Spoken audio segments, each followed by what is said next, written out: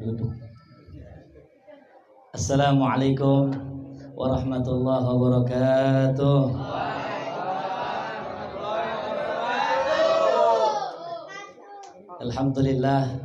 Alhamdulillahil muwaffiqi lil ula hamdan yuwafi birrahul mutakamila. Thumma salatu ala rasulil mustafa wal ali ma' sahbin wa tubba'in wila. Taqwal ilahi madaru kulli sa'adatin wa tiba'u ahwa ra'su syarri habaila amma ba'du.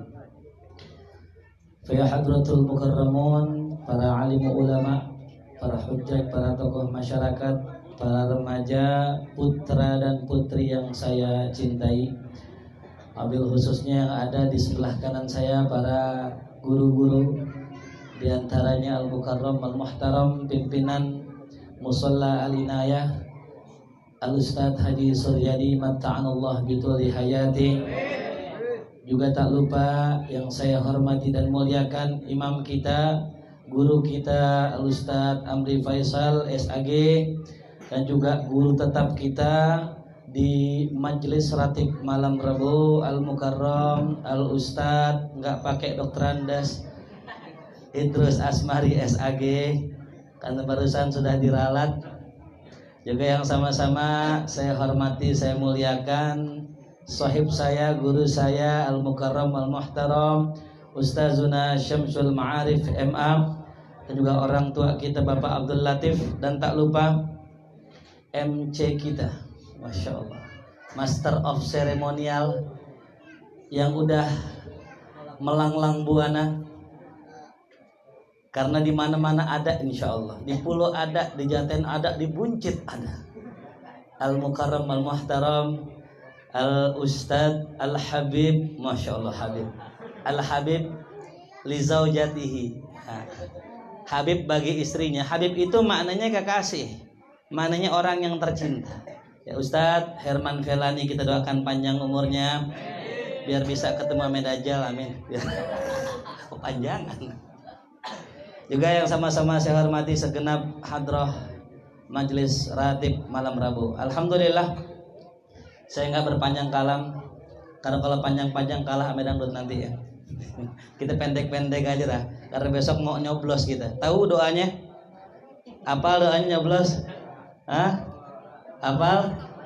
Baca ya, Bismillahirrahmanirrahim. Allahumma jannibna minasyaiton. Dah segitu dulu dah ya. Itu yang ngajarin Ustadz Idrus barusan, bisikin saat bacain saat itu. Alhamdulillah, kita bersyukur pada malam hari ini kita bisa sama-sama duduk di dalam acara yang sangat-sangat kita tunggu-tunggu, yaitu Tarhib Ramadan. Begitu juga acara tawakuf sementara Majelis Ratib Malam Rabu. Dulu Al-Fakir Ustadz Samsul pernah hadir di sini sebagai pengisi dan sebagai teman muzakarah, kalau kata Ustadz Idrus. Tapi sehubung kita bagi-bagi tugas, akhirnya yang senior turun tangan, Ustadz Idrus. Saya yang junior belakangan. Tapi alhamdulillah saya senang dengan hadirnya Ustadz Idrus di tengah-tengah kita, bisa mengisi secara rutin majelis kita yang sempat dulu ya luntang-lantung kagak ada gurunya. Tapi alhamdulillah berkat keikhlasan daripada Ustadz Idrus, alhamdulillah majelis kita senantiasa ada hingga saat ini. Mudah-mudahan ada sampai hari kiamat. Amin ya rabbal alamin. Allah Subhanahu wa taala berfirman dalam surat Asy-Syura ayat 20 ya. Di mana Allah berfirman, a'udzubillahi minasyaitonir rajim, man kana yuridu harthal akhirah nazid lahu fi harthi. Siapa orang yang menginginkan, memiliki iradah akan keuntungan dunia, katakan keuntungan akhirat, nazid lahu fi harthi, maka Allah akan tambahkan keuntungannya. Tapi wa man kana yuridu harthad dunya, siapa orang yang menginginkan keuntungan dunia, maka nu'tihi minha, kami berikan kepadanya, wa ma lahu fil akhirati min nasib, akan tetapi nanti di hari kiamat ia tidak mendapatkan bagian atau hasil sama sekali. Nah, dari sinilah ulama mengambil bahwasanya kita dianjurkan untuk ikhlas dalam segala perbuatan kita, termasuk ngajar, termasuk belajar. Kenapa? Kalau seorang santri, seorang murid, seorang jamaah belajar kepada gurunya, muridnya ikhlas, gurunya nggak ikhlas, nggak jadi. Begitupun sebaliknya, gurunya ikhlas datang, ada berkat dia datang, nggak ada pun dia datang, diongkosin dia datang, nggak diongkosin dia datang. Tapi muridnya nggak ikhlas, ngaji ngarepin berkat, ngaji ngarepin duit, ngaji semata-mata bukan pengen dapat ilmu, maka nggak jadi. Maka harus ada dua keikhlasan. Yang ada yang pertama ikhlasnya seorang guru dan ikhlasnya seorang murid. Nah, mudah-mudahan kita doakan kita semua yang hadir pada malam hari ini Allah jadikan orang yang ikhlas di dalam belajar dan mengajar kita, amin ya rabbal alamin. Al-Imam Nawawi rahimahullah, Imam Nawawi ya, yang kita kenal dengan seorang ulama wali min auliyaillah, bahkan disebutkan oleh muridnya dalam kitabnya, Imam Nawawi Allah angkat jadi wali kutub fi akhiri hayatih. Kalau wali biasa udah umum, wali kutub Imam Nawawi, seorang pemuda yang nggak nikah sampai akhir hayatnya, Allah angkat jadi wali kutub. Akan tetapi kata ulama di dalam kitab Tathbitul Fuad karangan Al-Imam Abdullah bin Abil Haddad, bahwasanya wali kutub tuh nggak ada yang lama umurnya. Orang diangkat jadi wali kutub nggak lama umurnya, paling 4 bulan, paling 5 bulan, tapi yang paling lama Al-Habib Abdullah bin Abil Haddad 60 tahun jadi wali kutub. Saking luar biasa Allah berikan karunia. Artinya apa? Imam Nawawi Allah angkat sedemikian dahsyatnya, umurnya muda, ilmunya banyak, Allah angkat derajatnya karena apa? Beliau ikhlas dalam belajar, beliau ikhlas dalam mengajar. Al-Imam Syafi'i umur 13 tahun Allah angkat jadi mufti, diangkat sama gurunya jadi mufti, padahal umurnya masih 13 tahun. Kalau sekarang kita lihat anak-anak umur 13 tahun lagi ngapain kira-kira? Lihat berapa tahun ente? Berapa? 16. Udah jadi mufti belum? Imam Syafi'i 13 tahun jadi mufti, subhanallah. Kenapa? Belajarnya ikhlas. Yang kita kenal dalam kisahnya Imam Syafi'i ketika belajar dengan gurunya, karena nggak punya duit untuk ikut kelas yang reguler, Imam Syafi'i ngintip dari luar belajar kepada gurunya, ngintip. Karena nggak punya duit orang tuanya untuk bayar kelas reguler, akhirnya ngintip, ditanya murid-muridnya nggak ada yang bisa jawab. Yang jawab pertanyaan gurunya yang di luar kelas, tunjuk tangan, siapa itu? Ternyata Imam Asy-Syafi'i kecil. Akhirnya diangkat sama gurunya untuk menjadi asus. Tahu asus? Asisten ustaz. Diangkat. Lama-lama dikasih kesempatan masuk kelas reguler dengan syarat Imam Syafi'i, kalau aneh nggak ngajar ente yang gantiin, kalau aneh nggak hadir ente yang ngajar. Tuh Imam Syafi'i diangkat sama Allah karena ikhlasnya ya. Bahkan disebutkan tadi saya bacakan ayat, wa man kana yuridu hatsal akhirah, siapa orang yang kalau ngapa-ngapain niatnya akhirat, kami tambahkan keuntungannya. Orang kalau mau dagang, mau berkah, jangan niatkan dagang semata-mata nyari untung. Orang kalau mau berkah punya ilmu, jangan niat apa-apaan kecuali ikhlas karena Allah. Kenapa? Kami tambahkan.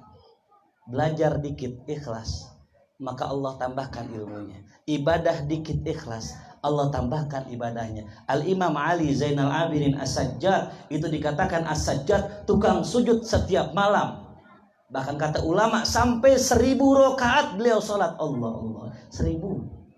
Kita 20 nyarinya yang cepat. Ya, favorit Ustaz Amri lah kalau saya dulu.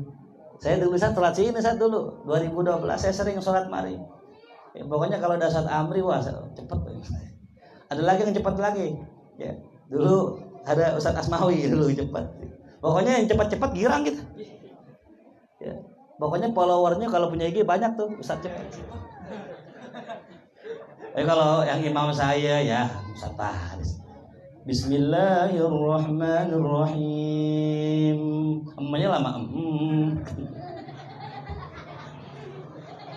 Ini sholat 1000 rakaat. Ya, kita jangan 1000, 20 aja mikir-mikir, mending milih yang 8 gitu sholat tarawihnya. Ya, orang Karang gitu, orang kota. Jadi kalau ada sholat tarawih 23, ada 11, mending milih 11. Saya ngajar di Masjid Ittihad, mazhab Syafi'i. Ngajinya kitab Syafi'i. Giliran tarawih 11. Kenapa? Ngikutin jamaah tuh. Kenapa kok bisa Imam Ali Zainal Abidin As-Sajjad sholat sampai 1000 rakaat? Kenapa? Karena mulai dari yang sedikit tapi ikhlas. Al-Imam Junaid Al-Baghdadi, seorang wali pedagang, sebelum buka toko beliau sholat menggelar sejadah 300 rakaat sebelum dagang. Kita sebelum dagang gelar sejadah nggak jadi dagang, lemes duluan nengkul. Apalagi saya kelas berat ini, mau ceramah aja kayak kursi.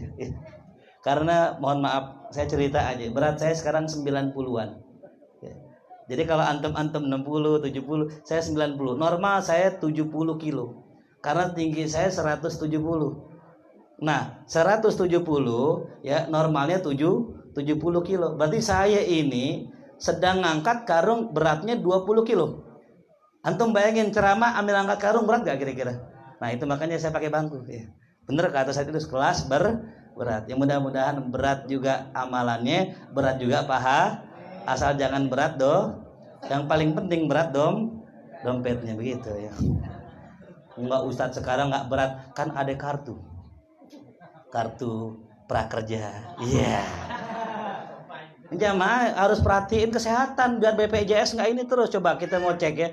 Antum kalau rasa badan sering sakit, coba angkat tangan begini semua, angkat tangan begini semua. Coba jari tengahnya kepelin begini, bisa nggak? Nyampe nggak? Nggak nyampe ya? Jari manisnya coba begini, jari kelingkingnya coba begini. Nah begini nih sering-sering ya, ini bikin sehat badan. Jadi kalau mau ngecek sehat apa enggak, akal kita sehat enggak, coba sering-seringin begini tuh. Ini yang penting tengahnya manisnya kelingkingnya dempet begitu tuh. Ini kesehatan. Ya. Jadi kalau mau ngecek sehat apa enggak, tangan kita giniin tuh. Yang ini ya. Ini fokusnya main ini aja. Jangan yang ini, jangan. Yang belakang ngantuk banget ya. Tenang, berkat keluar ntar. Beli di Ucok sana. Kembali lagi. Jadi kalau kita belajar ikhlas, Allah tambahin ilmu kita. Saat kita ngaji, saat di majelis ratib, kok udah bertahun-tahun kagak nambah-nambah ilmu kita. Pertanyaannya kok nggak nambah?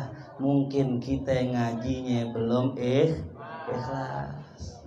Dulu kita datang kemari ngaji, sholat tangannya ngangkatnya begini. Allahu Akbar. Ada gak yang begitu? Besok Ramadan liatin orang sholat angkat begini. Bener apa salah? Kita taklim, kata ulama dalam kitab fikih, angkat tangan nahwal kiblah, ngadap kiblah. Allahu Akbar. Sejajar dengan kuping, bukan begini, yang begini mah Ultraman begitu. Kan kita ngaji, kata guru kita angkat tangan begini, besok dipraktekin, antum ngajinya ikhlas. Kata guru sholat itu begini, tangan si dekap, ya. Kemudian si dekapnya mau satu begini boleh, mau dua begini boleh, mau enggak begini juga boleh, ya. Ini sholat. Kenapa? Mau satu, mau dua, mau enggak sholat. Semua sunnah. Tapi besok enggak boleh enggak milih, ya. Kita pilih yang ada ulamanya. Kan semua ada ulamanya, iya. Yang ulamanya ikhlas semata-mata karena Allah, bukan ulama tulus. Apa ulama tulus? Tunduk ame pulus. Ulama tunduk ame. Kembali lagi. Jadi kita kalau belajar ikhlas, Allah tambahin ya kita punya amal. Makanya sering saya bilang dulu begitu. Kita kalau ngaji, belajar yang ikhlas, pasti ada perubahan dalam hidup kita. Imma omongan kita, ucapan kita ame orang, atau imma hati kita ame orang, atau imma perbuatan kita sama orang. Karena yang namanya orang kalau ngaji benar, pasti itu ilmu akan meresap ke dalam hati. Dikisahkan dalam sebuah kisah ada yang namanya Malik bin Dinar. Ini ada seorang salafun saleh. Ini Malik bin Dinar ini sebelum Imam Syafi'i. Ada seorang maling masuk ke rumah Malik bin Dinar. Ngapain nih maling? Mau nyolong. Cuman salah rumah. Yang dimasukin bukan rumah orang kaya, yang dimasukin rumah ulama. Sampai ke dalam rumah Malik bin Dinar dicari barang yang mau dicuri, nggak ada. Kitab doang. Ya kalau mau nyolong ke rumah ustaz adanya apaan? Kitab. Emang maling makan kitab? Akhirnya nyari sono nggak ketemu barang, cuman ketemu kitab, buku-buku doang. Akhirnya tuh maling pengen keluar. Pas tuh maling pengen keluar, akhirnya kegep, ya, ketahuan. Ame Malik bin Dinar, mau kemana? Sini. Tuh, salaf ulama dulu. Kalau ketemu maling baik. Kalau kita ketemu maling, kita bakar tuh maling. Ulama dulu nih punya hati Rasul sallallahu alaihi wasallam, rahmatan lil. Maling dipanggil, ente sini. Maling udah ketahuan, mau gimana lagi, mau kabur. Datang. Ya, maafin saya, maafin dia. Ente mau nyari apa? Dapat gak yang ente cari? Enggak, aneh nggak dapat yang aneh cari. Mau nggak aneh kasih tahu sesuatu yang lebih baik dari apa yang ente cari? Mau. Ente ambil wudhu sekarang, tusolli rakaat ini, ente sholat 2 rakaat. Ya, maling zaman dulu, maling salaf dulu, maling orang dulu, ya kan baik-baik maling orang dulu ya. Dulu nih kalau cerita guru-guru, kalau maling itu kan ada rumah tuh, ya. Itu kalau dulu katanya nih dilobangin tuh, digas. Nih kita punya rumah, dulu kan tanah, mau masuk ke dalam tuh dilobangin tuh, kan bambu, harusnya tinggal diapain doang? Didobrak aja, dihancurin. Enggak, malingnya sopan, dibolongin bawahnya. Di maling zaman dulu soleh-soleh, ya. Disuruh sholat tuh maling apa? Sholat, disolat. Allahu Akbar. Bismillahirrahmanirrahim. Oh, malingnya pintar fikih juga dia. Dia sholat, dah memang karena sholatnya di rumah wali, akhirnya sholatnya khusyuk. Dia dapetin khusyuknya, dia rukuk dia khusyuk, dia diri dia khusyuk, dia sujud dia khusyuk. Selesai salam ditanya sama Malik bin Dinar, bagaimana, enak gak? Iya enak. Boleh nambah lagi gak sholat lagi? Oh boleh, sholat lagi. Allahu Akbar, sholat lagi sampai salam, nambah lagi. Malik bin Dinar kemudian karena emang udah pengen subuh, Malik bin Dinar makan. Ditanya sama itu maling, ya Syekh, antum mau ngapain? Oh ini semua puasa, lagi sahur. Oh saya boleh ikutan nggak? Oh boleh. Malingnya sahur.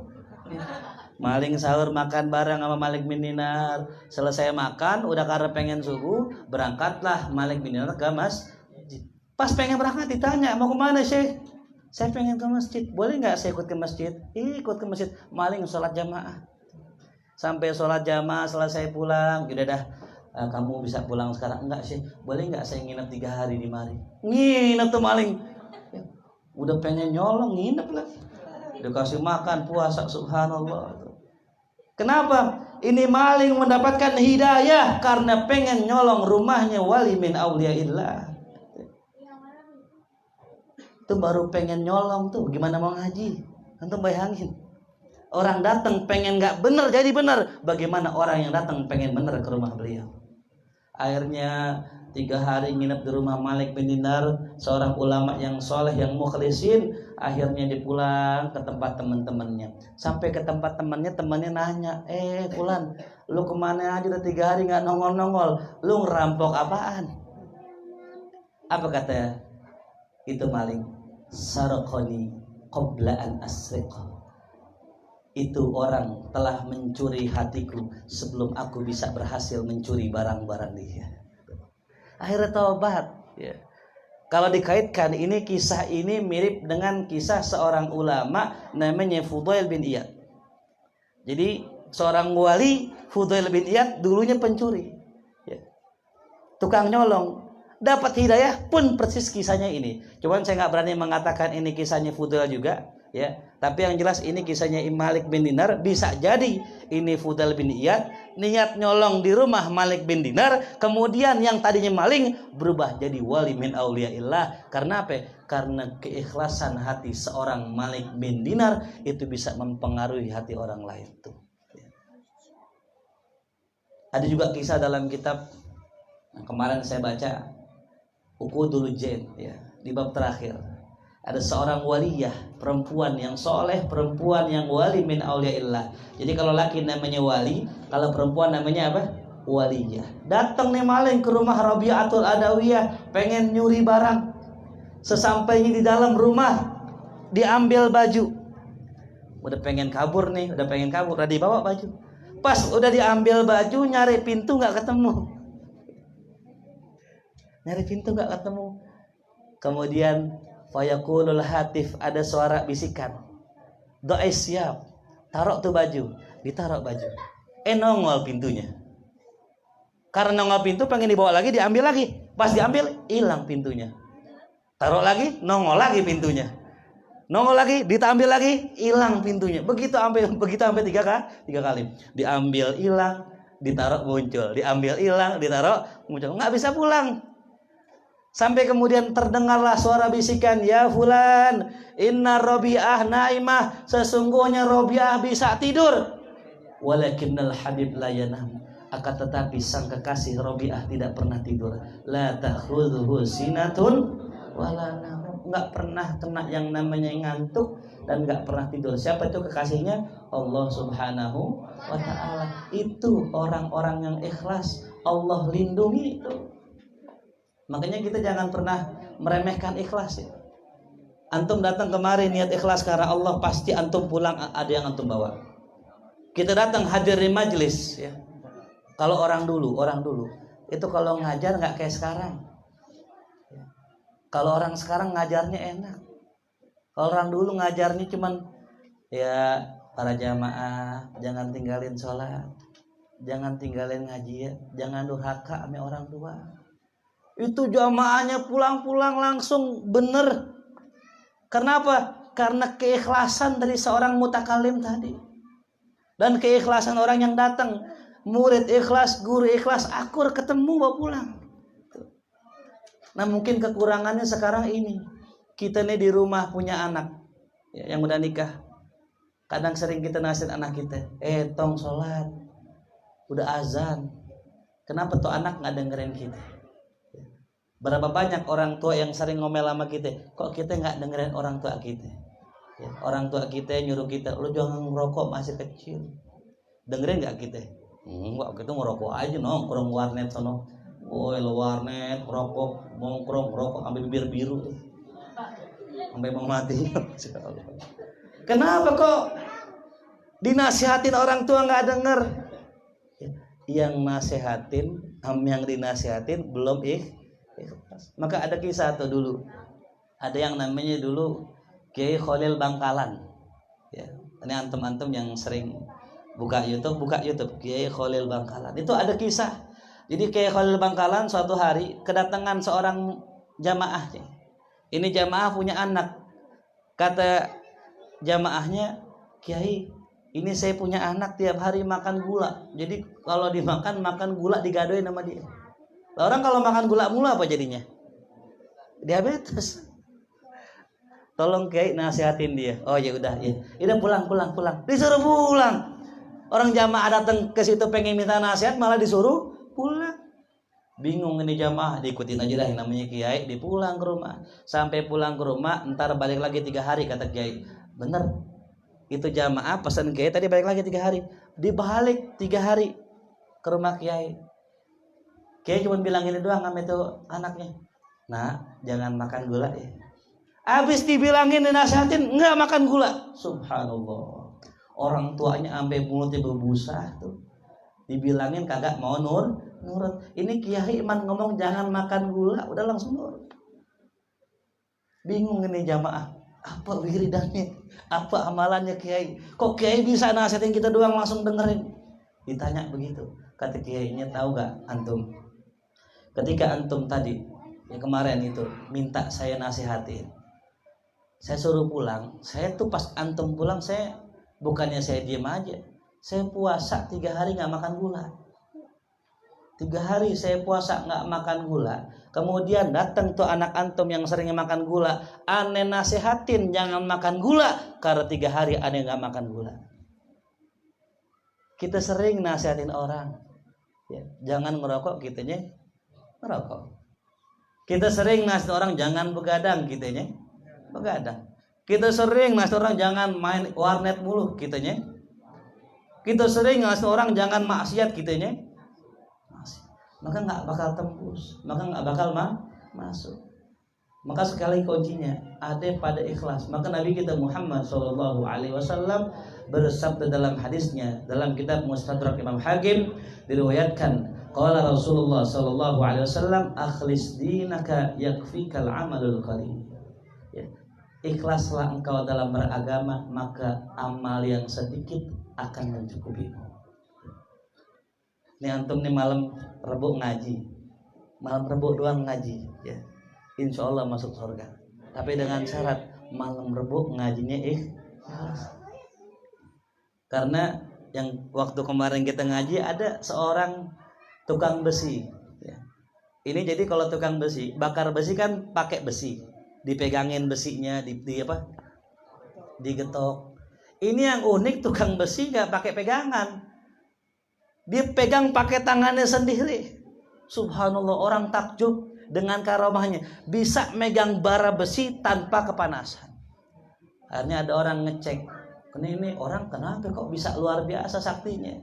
Ketika dicek, oh ternyata dia punya sebab. Dikisahkan, dulu saya pernah punya kisah. Ada perempuan saya demen banget sama dia. Saya tawarin berzina, dia gak mau. Sampai datang masa paceklik, itu perempuan datang ke rumah saya, minta makanan sama saya. Itu perempuan bilang, bolehkah saya minta makanan karena Allah? Kata saya bilang, kata tukang besi tadi, engkau saya kasih makanan asalkan engkau mau berzina dengan saya. Itu perempuan pulang. Kenapa?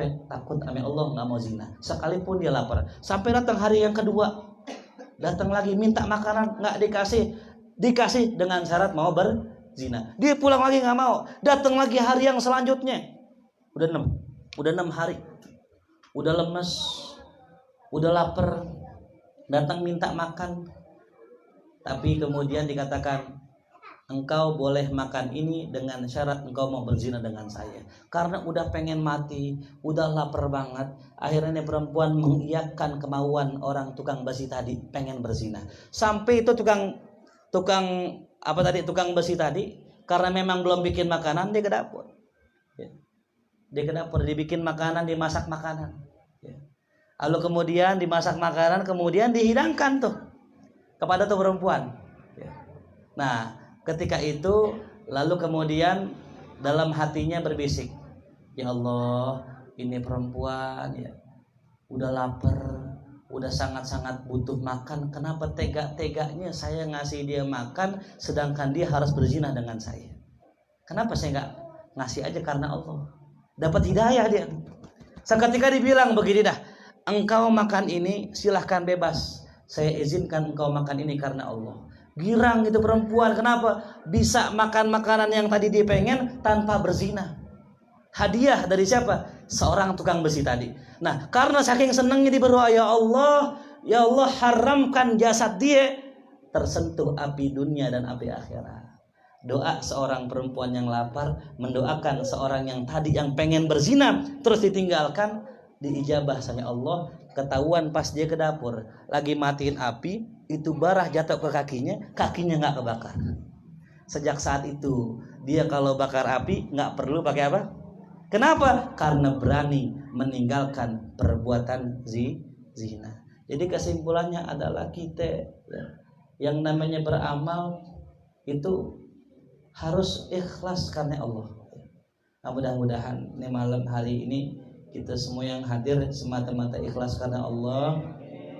Allah berikan pada kita yang namanya mati husnul khatimah, karena amal yang sedikit sekali lagi itu bisa menolong kita jikalau ada la ilaha illallah. Dalam riwayat yang terakhir disebutkan dalam sebuah kisah, ada seorang amalannya dikit.